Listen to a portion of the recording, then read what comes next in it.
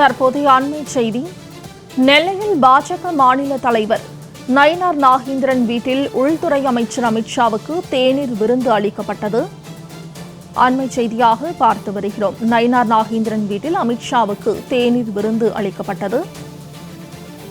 பாஜக booth committee மாநாட்டில் பங்கேற்ற பிறகு நயினார் நாகேந்திரன் வீட்டில் அமித்ஷாவுக்கு தேநீர் விருந்து அளிக்கப்பட்டது. பாஜக பூத் கமிட்டி மாநாட்டில் பங்கேற்ற பிறகு நயினார் நாகேந்திரன் வீட்டில் அமித்ஷாவுக்கு தேநீர் விருந்து அளிக்கப்பட்டது. நெல்லையில் பாஜக மாநில தலைவர் நயினார் நாகேந்திரன் வீட்டில் அமித்ஷாவுக்கு தேநீர் விருந்து அளிக்கப்பட்டது.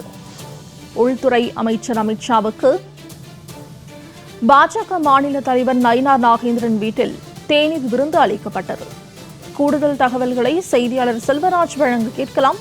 செல்வராஜ், இது குறித்த மேலும் விவரங்கள்.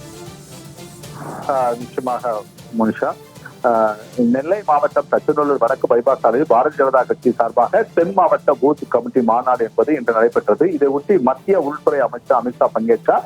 இதை ஒட்டி அவர் கேரளாவின் பல்வேறு நிகழ்ச்சிகளை முடித்துக் கொண்டு தனி விமானம் மூலமாக தூத்துக்குடிக்கு வந்தடைந்தார். பின்னர் ஹெலிகாப்டர் மூலமாக பாளையங்கோட்டை ஆயுதப்படை மைதானத்தில் இறங்கிய அவர் சுமார் 50 நிமிடம் தாமதமாக அமித்ஷா வந்ததால் நேரடியாக பூத் பொறுப்பாளர் மாநாட்டில் கலந்து கொண்டு விட்டு அங்கே அவர் தொண்டர்கள் மத்தியிலும் மற்றும் நிர்வாகிகள் மத்தியிலும் பேசிவிட்டு தற்போது அவர் நேரடியாக பாளையப்பட்டு உள்ள அன்பு நகரில் உள்ள பாரதிய ஜனதா கட்சியோட மாநில தலைவர் நயினார் நாகேந்திரன் வீட்டிற்கு சற்று முன் அவர் நேரடியாக தேநீர் அருந்துவதற்காக வந்துள்ளார்.